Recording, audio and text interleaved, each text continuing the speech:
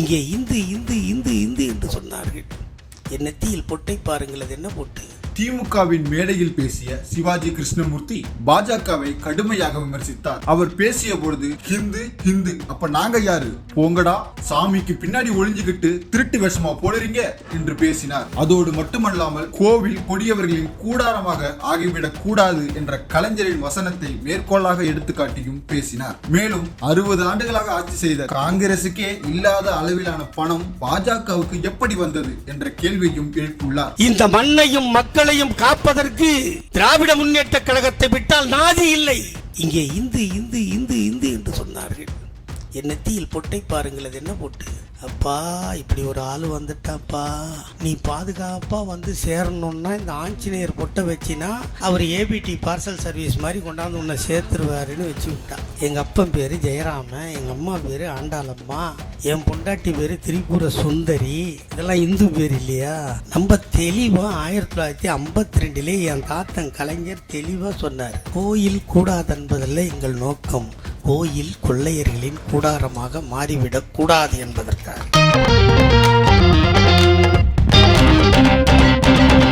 ஒரு 64 நாட்கள் சிறைவாசம், அதற்கு பின்னால் மேடை கிடைக்காத வனவாசம், இப்படி 8 மாதங்களை நான் கழித்தேன்.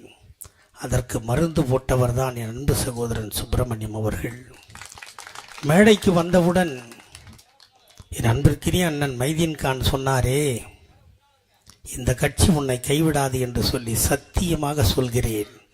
கைவிட்டாலும் விடாவிட்டாலும் துரத்தினாலும் விரட்டி அடித்தாலும் திரும்ப திரும்ப வருவேன், மீண்டும் வருவேன், மீண்டு வருவேன். அது திமுகவில் மட்டும்தான் நடக்கும். நான் செத்தாலும் இந்த துண்டோடு தான் சாவினே தவிர எவனுக்கும் அடிபணிய மாட்டேன். காரணம், இந்த மண்ணையும் மக்களையும் காப்பதற்கு திராவிட முன்னேற்ற கழகத்தை விட்டால் நாதி இல்லை. அதை புரியாதவர்கள் பல பேர் இருக்கலாம். இங்கே இந்து இந்து இந்து இந்து என்று சொன்னார்கள். என் நெத்தியில் பொட்டை பாருங்கள், அது என்ன பொட்டு? சும்மா சொல்லுங்களேன், அது என்ன பொட்டு? தெரிதா? இருக்கா? போயிடுச்சா? அண்ணா, ஆஞ்சநேயர் பொட்டு. அது எதுக்கு வச்சா தெரியுமா? எங்கள் ஆத்தா 91 ஜெயலலிதா ஆட்சிக்கு வந்துருச்சு. வச்ச உடனே ஒரு நாள் இந்த டப்பாவை தூக்கிட்டு வந்துச்சு, சின்னதூண்டு டப்பா தூக்கிட்டு வந்து, அப்பா, இப்படி ஒரு ஆள் வந்துட்டாப்பா, நீ பாதுகாப்பாக வந்து சேரணும்னா இந்த ஆஞ்சநேயர் பொட்டை வச்சினா அவர் ஏபிடி பார்சல் சர்வீஸ் மாதிரி கொண்டாந்து உன்னை சேர்த்துருவாருன்னு வச்சு விட்டா.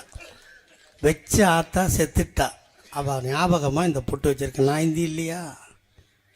எங்கள் அப்பன் பேர் ஜெயராம, எங்கள் அம்மா பேர் ஆண்டாளம்மா, என் பொண்டாட்டி பேர் திரிபுர சுந்தரி. இதெல்லாம் இந்து பேர் இல்லையா?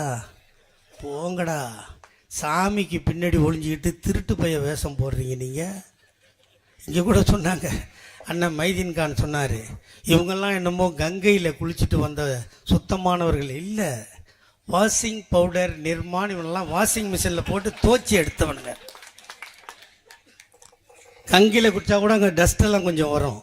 உனங்க வாஷிங் மிஷினில் அந்த தண்ணி கிண்ணி எல்லாம் விட்டு சுத்தம் பாருங்கள் உள்ள, அப்படி வாஷ் பண்ணவங்க இவங்கெல்லாம். இங்கே அவைத்தலைவர் அண்ணன் பேசும்போது சொன்னார் கோயிலை பற்றிலாம். நம்ம தெளிவாக 1952 என் தாத்தன் கலைஞர் தெளிவாக சொன்னார், கோயில் கூடாதென்பதில்லை எங்கள் நோக்கம், கோயில் கொள்ளையர்களின் கூடாரமாக மாறிவிடக் கூடாது என்பதற்காக. அப்ப சொன்னார் 52. இப்ப கோயிலை விட்டு அறநிலையத்துறையே விரட்டுவோம், நாங்கள் வந்தால் அந்த துறையே இருக்காது, மொத்தமாக உண்டி ஆட்டை போட்டுடலான்னு பார்க்குறோம். மொத்த உண்டியும் சுருட்டிடுறது. இங்கே சொன்னாங்க இடி, வருமான வரித்துறை ரெய்டு, அதெல்லாம் எதுக்கு போகுது? எங்கன்னா மாநகர செயலாளர் கூட சொன்னார், இங்கே ஒரு 2 கடைக்கு நம்ம போனால் என்னான்னு கேட்டார். அப்படி போய் தான் நீ 1000 கோடி வருமான வரி கட்டணுமா, 500 கோடியே பிஜேபிக்கு பாண்டு பத்திரமா கொடுத்துரு, மேட்ரு முடிஞ்சு போச்சு.